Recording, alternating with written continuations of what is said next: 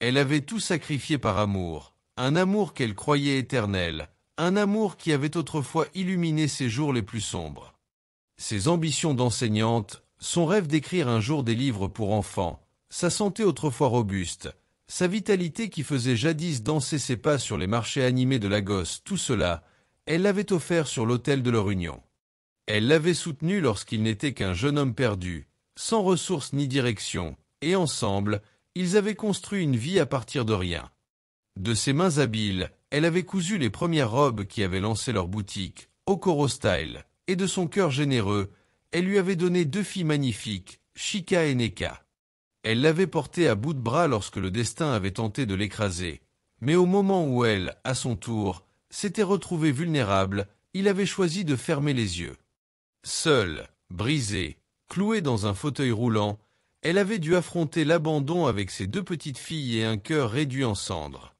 Voici l'histoire d'une femme rejetée comme un objet sans valeur, une fresque poignante de trahison, de survie et d'une force intérieure qu'elle a dû puiser au plus profond d'elle-même, une force que personne ne pouvait lui voler. Samuel Okoro était assis dans le petit bureau encombré de la boutique Okoro Style, entouré de piles de factures et de rouleaux de tissu aux couleurs éclatantes. Le ventilateur au plafond bourdonnait paresseusement, brassant l'air tiède de cette après-midi étouffante. Il parcourait les chiffres du mois, un stylo mâchonné entre les dents, lorsque la sonnerie stridente de son téléphone portable brisa le silence. L'écran affichait École primaire Saint-Paul. Une vague d'appréhension le traversa comme un courant glacé. Ses filles, Chika et Neka, étaient là-bas. Il décrocha d'un geste rapide, le cœur battant déjà plus fort. « Allô, Samuel à l'appareil » lança-t-il, sa voix teintée d'une tension qu'il ne pouvait masquer. À l'autre bout du fil, une voix féminine, essoufflée et paniquée, répondit « Monsieur Okoro, c'est l'école. Votre femme, Adana, a eu un accident. Une camionnette l'a renversée juste devant l'entrée, alors qu'elle venait chercher les filles. C'est grave. Les secours l'ont emmenée à l'hôpital Sainte-Marie. » Samuel sentit son souffle se couper, comme si un poids invisible venait de s'écraser sur sa poitrine. Pendant une fraction de seconde, il resta immobile, le téléphone tremblant contre son oreille. Puis, comme mu par une force instinctive, il murmura un « merci, j'arrive » à peine audible, lâcha l'appareil sur le bureau et bondit de sa chaise. Il ne prit même pas la peine d'avertir son assistant, un jeune homme timide qui triait des bobines de fil dans l'arrière-boutique. Samuel se précipita dehors, le soleil brûlant de l'après-midi l'aveuglant momentanément. La ville vibrait autour de lui alors qu'il s'engouffrait dans sa vieille Toyota cabossée. Les klaxons des mototaxis résonnaient dans les rues encombrées, les marchands criaient pour attirer les passants, mais Samuel n'entendait rien de tout cela. Il conduisait comme un automate, zigzagant entre les véhicules, les mains crispées sur le volant. Des images d'Adana envahissaient son esprit, son sourire rayonnant qui illuminait leur petite maison, ses mains douces caressant les cheveux de leur fille, sa voix apaisante qui chantonnait des berceuses Yoruba le soir. Elle était la mère exemplaire de Chika, avec ses yeux curieux et son caractère affirmé, et de Neka, si petite et rieuse. « Mon Dieu, faites qu'elle s'en sorte !» pria-t-il, les mots s'échappant dans un souffle rauque alors que des larmes menaçaient de brouiller sa vue. Arrivé à l'hôpital Sainte-Marie, il gara la voiture en catastrophe, laissant une roue sur le trottoir, et se rua dans le hall. L'odeur âcre du désinfectant et le bourdonnement des néons l'assaillirent tandis qu'il courait vers le comptoir d'accueil, les yeux écarquillés d'angoisse. « Ma femme, Adana Okoro, elle vient d'arriver. Où est-elle » demanda-t-il, sa voix tremblante trahissant sa peur. Une infirmière au visage fatigué leva les yeux de son registre. « Elle est arrivée il y a 1 heure, monsieur. Les médecins sont avec elle. Asseyez-vous là-bas, on viendra vous chercher. » Elle désigna une rangée de chaises en plastique usé, alignées contre un mur peint d'un blanc terne. Samuel s'effondra sur l'une d'elles, les mains jointes si fort que ses jointures blanchirent. Il fixait le sol carrelé, taché par des années de passage, incapable de calmer les battements frénétiques de son cœur. Soudain, un cri perçant déchira l'air. Samuel releva la tête et vit Chika, sa fille aînée de 10 ans, courir vers lui, son uniforme scolaire froissé et ses joues ruisselantes de larmes. Elle traînait derrière elle Neka, 6 ans, qui sanglotait en serrant un petit sac à dos contre sa poitrine. « Papa !» hurla Chika en se jetant dans ses bras. Samuel les enlaça avec force, leurs pleurs résonnant dans sa poitrine comme des coups de poignard. « Où est maman ?» Elle saignait. « Papa !» Elle ne bougeait plus. Gémit Chika, tandis que Neka se blottissait contre lui, tremblante. Incapable de répondre, Samuel les berça doucement, murmurant des mots rassurants qu'il ne croyait pas lui-même. Il appela son frère aîné, Joseph, un homme robuste et fiable qui vivait à quelques rues de là. « Joseph, viens chercher les filles à l'hôpital Sainte-Marie, s'il te plaît. »« Je ne peux pas, pas maintenant. » Joseph arriva en moins de 20 minutes, son pick-up cabossé grinçant dans le parking. Il prit les petites dans ses bras sans poser de questions, lançant à Samuel un regard compatissant avant de repartir. L'attente sembla durer une éternité. Samuel arpentait le couloir, les mains dans les poches, puis s'arrêtait pour fixer les portes battantes de la salle d'opération, comme si son regard pouvait forcer des nouvelles à en sortir. Enfin, un chirurgien émergea, un homme aux traits tirés et aux lunettes cerclées d'acier, portant une blouse tachée de sueur. « Monsieur Okoro » demanda-t-il d'une voix grave. Samuel bondit vers lui. « Oui, c'est moi. Comment va-t-elle ? Dites-moi qu'elle est vivante, je vous en supplie. » Le médecin hocha la tête lentement. « Elle est vivante, monsieur. Mais son état est critique. La camionnette l'a percuté de plein fouet. Sa colonne vertébrale est gravement endommagée, et ses jambes ont subi de multiples fractures. Nous l'avons stabilisée après une intervention d'urgence, mais elle aura besoin d'autres opérations. La rééducation sera longue et difficile, pour elle comme pour votre famille. Préparez-vous à un chemin semé d'embûches. » Samuel déglutit péniblement, la gorge nouée par un mélange de soulagement et d'effroi. « Puis-je la voir ?» murmura-t-il. « Elle est sous sédatif puissant, mais oui, vous pouvez entrer quelques minutes. Suivez-moi. » Dans la chambre d'hôpital, l'atmosphère était oppressante. Les murs d'un vert pâle semblaient absorber la lumière blafarde des néons. Adana gisait sur un lit étroit, entouré de machines qui émettaient des bips réguliers, comme une étrange symphonie mécanique. Son visage, d'ordinaire si plein de vie, était pâle, presque cireux, et ses yeux clos étaient bordés de cernes sombres. Des tubes serpentaient autour d'elle, reliant son corps frêle à des poches de liquide suspendues. Samuel s'approcha doucement, ses pas résonnant sur le linoléum usé, et s'assit sur une chaise en métal près du lit. Il prit sa main, froide et immobile, et la serra doucement dans la sienne. « Je suis là, Adana, » murmura-t-il, sa voix brisée par l'émotion. « On va s'en sortir, toi et moi, avec les filles. Je te le promets. » Les semaines qui suivirent furent un tourbillon de douleurs et d'espoir fragile. Adana subit 3 interventions chirurgicales majeures, chacune plus éprouvante que la précédente. Samuel était là à chaque instant, tenant sa main lorsqu'elle se réveillait, l'aidant à avaler les bouillies insipides de l'hôpital, répondant à ces silences lourds de questions qu'elle n'osait pas poser. Il ne s'éloignait que pour vérifier l'état de la boutique ou passer du temps avec Chika et Neka, revenant toujours avant que la nuit ne tombe sur la ville bruyante. Après des mois d'hospitalisation, Adana rentra enfin à la maison, mais elle n'était plus la femme d'avant. Un fauteuil roulant l'accompagnait désormais, un objet imposant aux roues grinçantes qui semblait envahir leur petit salon encombré de meubles usés. Un kinésithérapeute, M. Adebayo, venait 3 fois par semaine, un homme patient aux mains calleuses qui guidait Adana à travers des exercices douloureux. Samuel avait transformé leur chambre à coucher, autrefois nichée à l'étage, en une pièce au rez-de-chaussée, déplaçant leur lit en bois massif près de la fenêtre pour qu'elle puisse voir le manguier dans la cour. Ils dormaient sur un matelas posé à même le sol, à quelques centimètres d'elle, prêt à bondir si elle gémissait dans son sommeil. Au début, Samuel fut un pilier inébranlable.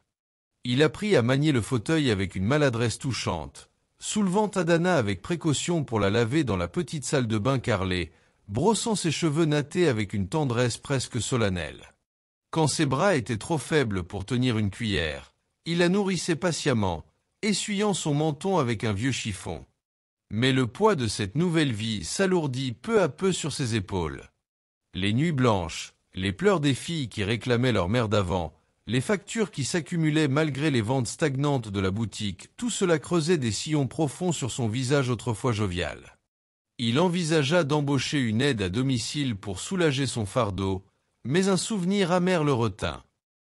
Quelques années plus tôt, ils avaient engagé Huche, une jeune femme au sourire mielleux qui s'était révélée être un cauchemar. Elle volait des provisions dans la cuisine, criait sur Chika pour des broutilles, et avait un jour giflé Neka pour avoir renversé du jus. Pire encore, Samuel avait surpris Huche en train de fouiller dans leurs économies, un soir où il était rentré plus tôt. Depuis cet incident, Adana et lui s'étaient jurés de ne plus faire confiance à des étrangers sous leur toit. Alors, Samuel choisit de tout porter seul. Il commandait des plats fades chez un vendeur du coin, gérait les lessives, les devoirs des filles, les soins d'Adana et les comptes de la boutique. Mais chaque jour, une part de lui s'effritait sous cette charge écrasante. Son frère Joseph passait parfois, apportant des mangues fraîches ou jouant avec les filles dans la cour pour leur arracher un sourire. Mais Adana, orpheline depuis l'adolescence et avec une seule sœur, Amara, vivant à Londres, se sentait plus isolée que jamais. Samuel, lui, commença à s'éloigner. Il s'attardait à la boutique sous prétexte de travail urgent, laissait sonner le téléphone quand Adana appelait, prétendait dormir lorsqu'elle murmurait son nom dans l'obscurité. La culpabilité le rongeait comme un acide, mais une rancune sourde s'installait aussi, un ressentiment qu'il n'osait pas nommer. Pourquoi devait-il porter ce fardeau seul? Pourquoi la vie lui avait-elle infligé cela? Puis Ngozi entra en scène, comme une tempête déguisée en brise bienveillante. Amie d'enfance d'Adana, elle avait grandi avec elle dans les ruelles poussiéreuses d'Ibadan, partageant des rêves d'adolescente sous les étoiles.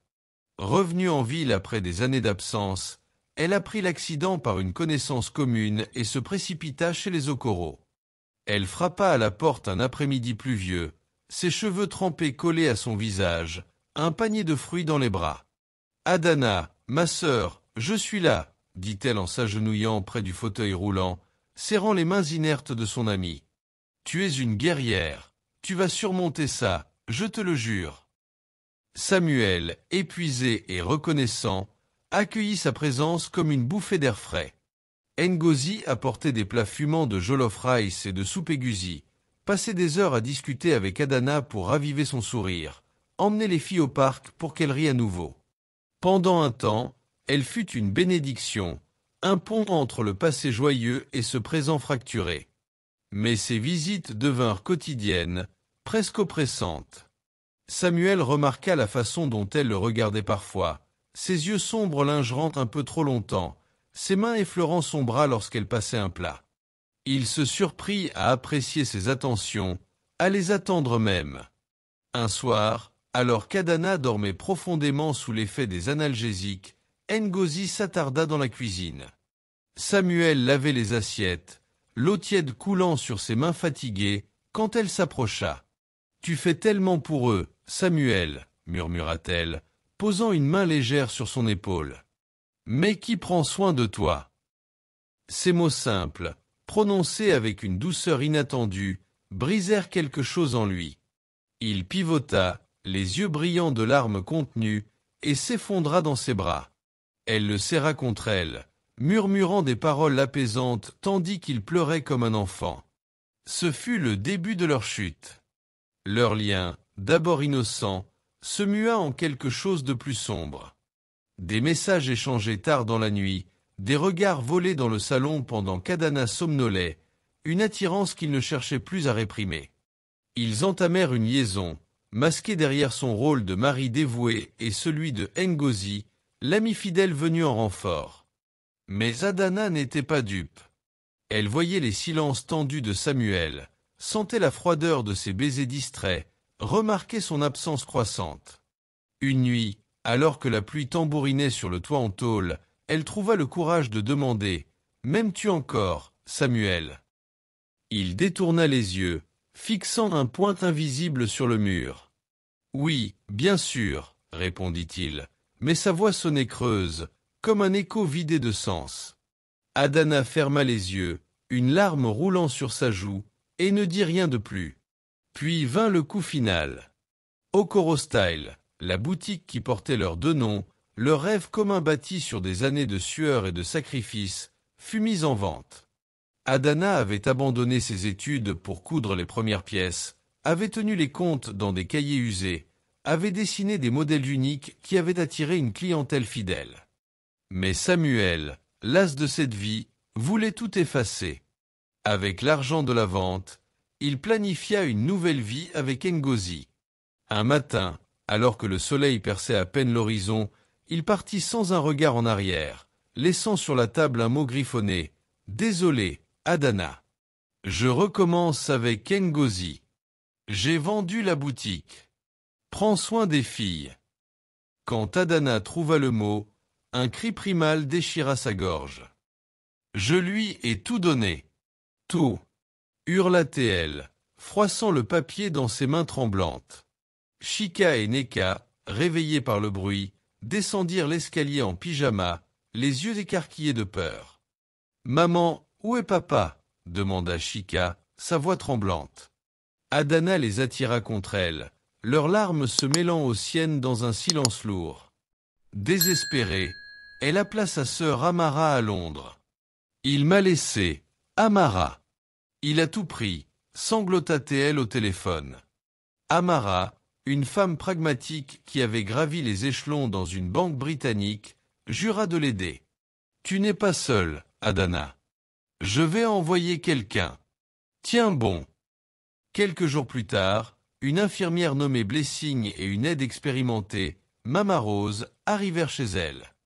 Blessing, avec sa voix douce et ses gestes précis, s'occupait des soins quotidiens, tandis que Mama Rose, une femme corpulente au rire tonitruant, cuisinait des plats réconfortants et racontait des histoires aux filles pour les distraire. Mais Adana sombrait. Les mois passèrent, et la dépression la rongea comme une ombre insidieuse. Elle fixait le plafond pendant des heures, refusant de manger, murmurant à elle-même que tout était fini. 8 mois après le départ de Samuel, son corps céda. Elle s'effondra dans le salon, un après-midi où le ciel était d'un gris oppressant, et fut transportée d'urgence à l'hôpital. Allongée sur un brancard, elle murmura à Blessing, qui ne l'avait pas quittée, « J'aurais dû mourir dans cet accident. Ça aurait été plus simple. » Blessing, les larmes aux yeux, alerta les médecins juste à temps pour la sauver. C'est là qu'un inconnu entra dans sa vie. Paulaise, un homme d'une 50aine d'années au visage marqué par les années, était à l'hôpital pour une visite de routine. Entrepreneur prospère dans l'immobilier, il avait entendu les infirmières parler d'Adana, cette femme abandonnée qui luttait pour survivre. Touché par son histoire, il s'approcha de son lit un soir, alors qu'elle fixait le mur d'un regard vide. « J'ai perdu ma femme il y a 5 ans, » confia-t-il de sa voix grave et posée. « Un cancer. J'ai cru que je ne m'en remettrais jamais. Je sais ce que c'est de vouloir abandonner. Laissez-moi vous aider, je vous en prie. » Paul, avec sa fortune et sa détermination, prit les choses en main. Il organisa son transfert dans une clinique spécialisée au Canada, où des médecins de pointe lui offrirent une rééducation qu'elle n'aurait jamais pu obtenir localement. Amara accueillit sa sœur à bras ouverts à Toronto, pleurant de joie en la voyant descendre de l'avion en fauteuil roulant. Pendant 2 ans, Adana se battit, soutenue par des kinésithérapeutes rigoureux et l'amour indéfectible de Paul, qui lui rendait visite chaque mois. Peu à peu, elle retrouva l'usage partiel de ses jambes, marchant avec des béquilles dans les couloirs ensoleillés de la clinique, un sourire timide revenant sur son visage. De retour dans son pays, elle refusa de fuir son passé. Avec Paul à ses côtés, elle acheta une petite maison près de la mer, un endroit où les vagues apaisaient son âme. Leur relation, d'abord basée sur une amitié profonde, fleurit en un amour sincère. Ils se marièrent lors d'une cérémonie simple, entourés de Chika, Neka, Amara et quelques amis proches. Inspirée par sa propre douleur, Adana fonda une association, Wings of Resilience, pour aider les femmes trahées à reconstruire leur vie, offrant des formations, des soins et un refuge. Un jour, alors qu'Adana supervisait une livraison pour son association, un nouveau chauffeur se présenta. Grand, voûté, les yeux baissés, il portait une casquette usée qui masquait à moitié son visage. Lorsqu'il releva la tête, elle le reconnut instantly, Samuel. Il blêmit, ses mains tremblant sur le volant du camion, incapable de soutenir son regard. Adana, droite sur ses béquilles, le fixa avec une froideur qu'il ne lui connaissait pas. « Tu dois être le chauffeur, » dit-elle, sa voix tranchante comme une lame. Samuel balbutia quelque chose d'incompréhensible, puis démarra en trombe, fuyant sous le poids de sa honte. Adana le regarda s'éloigner, le vent marin soulevant ses cheveux. Elle murmura pour elle-même, un sourire amer aux lèvres. « Construisez-vous, mesdames. L'amour est précieux, mais vous l'êtes plus encore. » Puis elle tourna les talons et rentra dans la maison, où ses filles l'attendaient, prêtes à écrire avec elle un nouveau chapitre de leur vie. Trahie et abandonnée, elle a tout reconstruit de zéro. Du fauteuil roulant au triomphe, l'histoire folle d'Adana.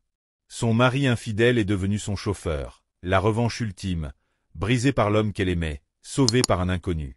N'oubliez pas de nous dire vos avis dans les commentaires et à très vite pour de nouvelles aventures.